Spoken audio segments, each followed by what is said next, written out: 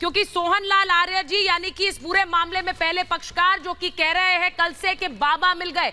सोहन लाल जी, आपने सोचा नहीं होगा कि कल आप एक लाइन ऐसी बोल देंगे बाबा मिल गए कि उस पर पूरा हड़कंप मच जाएगा। हर कोई यही चर्चा कर रहा होगा कि बाबा मिल गए, कैसे मिल गए, शिवलिंग मिले, कहां मिले, किन परिस्थितियों में मिले, जरा बताएंगे हमें सोहन लाल जी।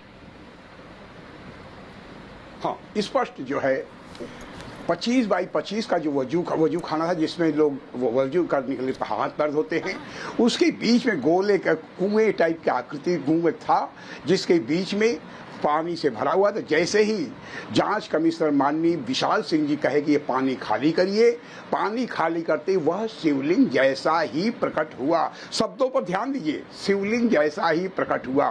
फिर पुनः उसकी सफाई की गई और प्रशासनिक अधिकारियों ने एक स्पेशलिस्ट को बुलाया कि उसने जांचा कि यह एक ही पत्थर से बना हुआ काला है और यह शिवलिंग हो सकता है। और उसके बाद जांच हुई पूरा, और फिर उस पर डॉक्टर विलियम अल्टेकर की पुस्तक का हमने हवाला जो हम अध्ययन किए थे। फिर हम प्रतिवादी पक्ष के जो ज्ञानवापी इंतजामिया कमेटी के लोग हैं उनसे पूछे कि क्या यह एक तहखाना, इसके नीचे भी कोई तहखाना है? कहे हाँ, हम देखना चाहते हैं। हम नीचे सीढ़ी से गए और देखे कि इसके पीछे भी वह दीवालों से घेर दिया गया था। हमारे कहने का तात्पर्य यह है कि डॉक्टर विलियम अल्टेकर ने उसमें लिखा था कि शिवलिंग 100 फीट से ज्यादा ऊंची हो सकती है। और यही सोचकर जब हम नीचे गए तो दीवार बना हुआ था। हम इस समय जो वाद में दाखिल किया गया है याचिका दायर, इन्हीं दीवालों को तोड़ने, एक तो जो है जो कुएं जैसा उसका दीवार तोड़ना और नीचे दीवार तोड़ने, ताकि स्पष्ट हो सके कि जो गर्भगृह है, मतलब जो है पूरा अर्घा है, वो स्पष्ट हो सके कि यह शिवलिंग कितने का है। मैं आपसे एक चीज पूछ रही हूँ सोहन लाल जी, क्योंकि इस पूरे मामले में कल आपने कह दिया बाबा मिल गए, उस पर एक हड़कंप मच गया। वहां मुस्लिम पक्ष ने कहा कि भाई ये तो फव्वारा है, क्योंकि आप तो वहां पर मौजूद रहे और आपने जो कुछ देखा, बार बार ये कहा गया ये तो फव्वारा है, यही इसी तरह से चलता, हालांकि चल नहीं रहा है। हम तो स्पष्ट बता रहे हैं ना कि ज्ञानवापी इंतजाम कमेटी के जो सारे लोग थे, सम्मानित सदस्य थे, हम उनसे पूछे कि ये शिवलिंग जैसा दिखाई था, ये शिवलिंग नहीं है। वो कहे फव्वारा है। हम कहे चला के दिखाइए। हम ही से बात हो रही थी। हम कहे चला के दिखाइए, क्या खराब है? कितने वर्षों से खाए? क्या वर्षों से खराब है? हम कहे भाई साहब ऐसा क्या, इसमें कहीं भी पूरा क्लीन कर दिया गया था एकदम। कहीं भी पानी आने का मार्ग नहीं था, कहीं भी जाने का मार्ग नहीं था, कहीं कोई ऐसा फ्लो नहीं था जिससे फुहारा रहे। और विशाल सिंह जी उनसे झाड़ू का कहीं सीख ला करके ऊपर जो छेद था पतला उसमें डाले, मात्र 6 इंच का था।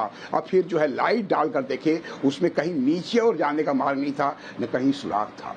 इसलिए हम निकलते ही बोले कि बाबा मिल गए। इसमें अपराध क्या है? सोहन लाल जी, मुझे एक बात बताइए, यहाँ पर ये कहा गया कि क्योंकि मैं आपसे पूछ रही हूँ क्योंकि बहुत सारे लोग ये जानना चाह रहे हैं, बार बार कहा कि फव्वारा है वो चलता नहीं है, क्योंकि ये कहा गया हिंदू पक्ष ने कहा फव्वारा है तो चलना चाहिए, मुस्लिम पक्ष ने कहा ये तो फव्वारा खराब है।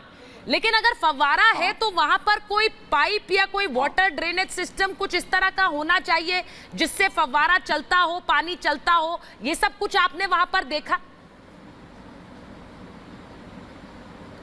हम अच्छी तरह देखिए।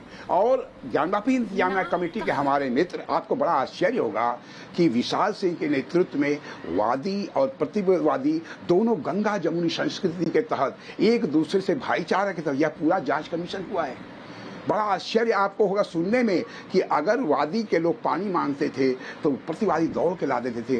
प्रतिवादी अगर पानी मांगते थे पानी पीने के लिए, क्योंकि भयंकर धूप था, तो वादी पक्ष के दौड़कर इतने मधुरिम वातावरण में हुआ।